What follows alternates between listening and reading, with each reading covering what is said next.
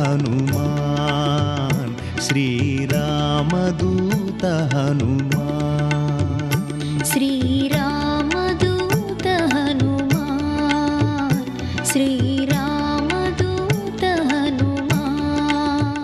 1000 మంది రావణాసురుడు వచ్చినా ఎదురుగుండా నిలబడినా ఈ భుజాదండానికి వాళ్ళొక పురుగు, చేత్తో కొట్టి చంపేస్తాను, నాకు ఆయుధములు అక్కర్లేదు. శిలాభిస్తు ప్రహరత పాదపైశ్చ సహస్రశ అర్ధయిత్వా పురీం లంకాం అభివజ్యచ మైథిలీం. నా పాదముల చేత తొక్కేస్తాను, మోకాళ్లతో పొడుస్తాను, నా వక్షస్థలం చేత కుమ్మేస్తాను, రాళ్ళు పెట్టి కొడతాను, చెట్లు ఎత్తి విసురుతాను, పర్వత శిఖరములను అత్యంత హేళగా చేతిలో రాళ్ళు పట్టుకున్నట్టుగా పట్టుకుని విసిరి కోట్ల సైన్యాన్ని సంహరిస్తాను. నాకు వేరు ఆయుధం అక్కర్లేదు. ఎలా వచ్చానో అలా వెళ్ళిపోతాను. నేను వచ్చింది సీతామాత దర్శనానికి వచ్చాను. అభివాజ్యచ మైథిలి, మళ్ళీ వెళ్ళిపోయే ముందు సీతమ్మకి నమస్కరించి వెళ్ళిపోతాను. నన్ను పట్టగలిగిన వాడు మీ లంకాపట్టణంలో లేడు, మీ ప్రభువుకే చేత కాదు, మీరెంత. కాబట్టి అభివాజ్యచ మైథిలీం సమృద్ధార్థో గమిష్యామి విశతాం సర్వరక్షసాం. 100 యోజనముల సముద్రాన్ని అవలీలగా దాటి వెళ్ళిపోతాను. నేను రామచంద్రమూర్తి యొక్క దాసానదాసుణ్ణి అని జయమంత్రం పఠిస్తూ ఆ లక్ష్మీ కమ్మి మీద, పైకమ్మి మీద, తోరణం మీద ఎక్కి కూర్చున్నారు. 80,000 మంది కింకరుల మూక వచ్చి చుట్టూ నిలబడి ఆయన మీద బాణప్రయోగం చేస్తున్నారు. వెంటనే అందులోంచి ఒక పెద్ద పరిగని ఒకదాన్ని ఊడబెరికారు. ఊడబెరికి గిర్ర గిర్ర గిర్ర గిర్ర తిప్పి ఆ పరిగ పెట్టి 80,000 మందిని కొట్టారు. కొడితే 80,000 మంది గుర్తుపట్టడానికి వీలు లేనటువంటి మాంసపు ముద్దలైపోయారు. అంతా నిత్తుటితో తడిసిపోయి ఏరులై ప్రవహించింది. అప్పటి వరకు ప్రశాంతంగా ఉన్నటువంటి అశోకవనంలో కన్నులు మూసి కన్నులు తెరిచేటప్పటికి 80,000 మంది కింకరుల మూక గుర్తుపట్టడానికి వీలు లేకుండా అయిపోయారు. హడిలిపోయారు అక్కడ ఉన్న రాక్షస స్త్రీలు. ఈయన సామాన్యుడు కాడని మళ్ళీ పరుగు పరుగున రావణాసురుడి దగ్గరికి వెళ్ళారు. 80,000 మంది కింకరులు మడిసిపోయారు. ప్రభో, అది సామాన్య వానరం కాదు, అది ఏదో మహావానరం, దానికి అలసట లేదు, హేళగా భంజిస్తోంది.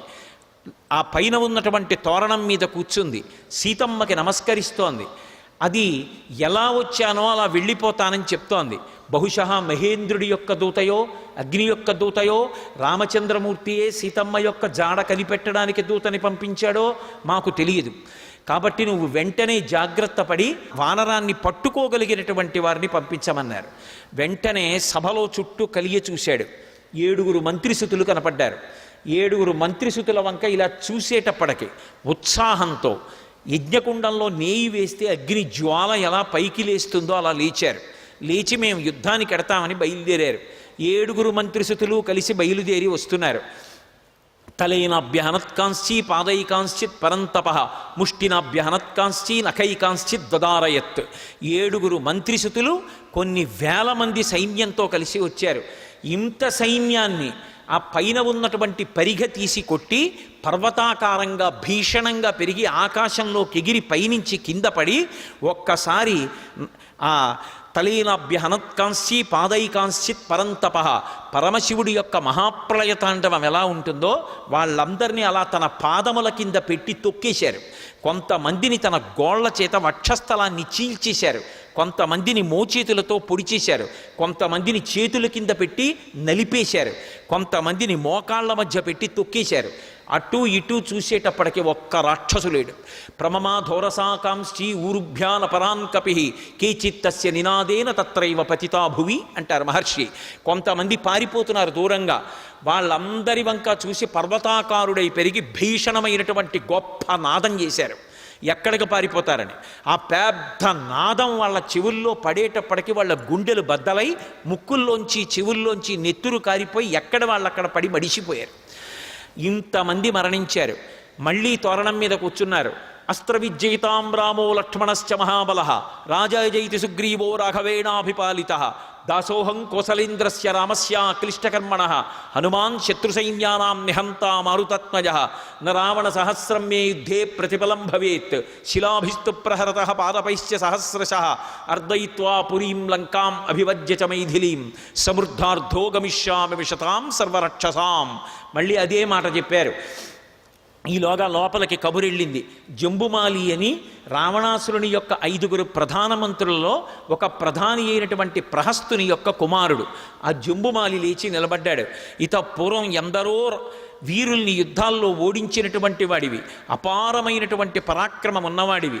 పరమ జాగ్రత్తగా వెళ్ళి ఆ వానరాన్ని ప్రాణాలతోనైనా పట్టు, లేదా ఆ వానరాన్ని సంహరించు, కావలసినంత సైన్యాన్ని తీసుకెళ్ళమన్నారు. గాడిదల రథం ఎక్కాడు.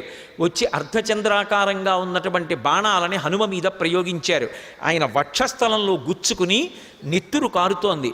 పూచిన మోదుగు చెట్టులా ఉన్నారు. ఓహో, ఈ జంబుమాలి చాలా ప్రతాపం చూపిస్తున్నాడు, ఉపేక్షించకూడదనుకున్నారు.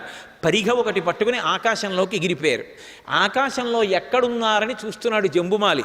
హఠాత్తుగా మబ్బుల్లోంచి కనపడి అపారమైనటువంటి వేగంతో కింద పడుతూ పడుతూ అరిచేతితో రథం మీద ఒక్క దెబ్బ కొట్టారు.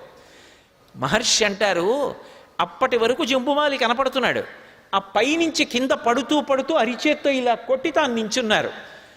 అలా కొట్టి నించునేటప్పటికీ అప్పటి వరకు కనపడ్డాడుగా రథంలో. తస్య చైవ శిరన్నాస్తి నబాహు నచుజానుని నరథ నా అశ్వ తత్రాదృశ్యంతి నేషవ. ఇలా చూసేటప్పటికి తలకాయ లేదు, కంఠం లేదు, మొండెం లేదు, మోకాళ్ళు లేవు, కాళ్ళు లేవు, పాదాలు లేవు, రథం లేదు, గుర్రాలు లేవు, అంతా కలిపి ఓ ముద్ద అయిపోయి అక్కడ ఉందంతే. అలా కొట్టారు అరిచేత్తో. కొట్టి మళ్ళీ తోరణం ఎక్కి కూర్చున్నారు. కబురు లోపలికి వెళ్ళింది. ఈలోగా మళ్ళీ కొంతమందిని పంపించాలి. ఖాళీగా ఉండడం ఎందుకు అనుకున్నారు. దూరంగా చూశారు. సరదర్శ విదూరస్థం చైత్య ప్రాసాదముచ్ఛ్రీతం మధ్యే స్తంభ సహస్రేషు స్థితం కైలాస పాండురం. 1000 స్తంభాలతో కనపడింది కదూ. ఇంతకుముందు ఒక చైత్య ప్రాసాదం, ఆ చైత్య ప్రాసాదం వంక చూశారు. ఒక్కసారి జయమంత్రం చెప్పి ఆ కూర్చున్నటువంటి తోరణం మించి ఎగిరి అక్కడికి వెళ్ళారు. సర్వం శ్రీ ఉమామహేశ్వర పరబ్రహ్మార్పణమస్తు. స్వస్తి.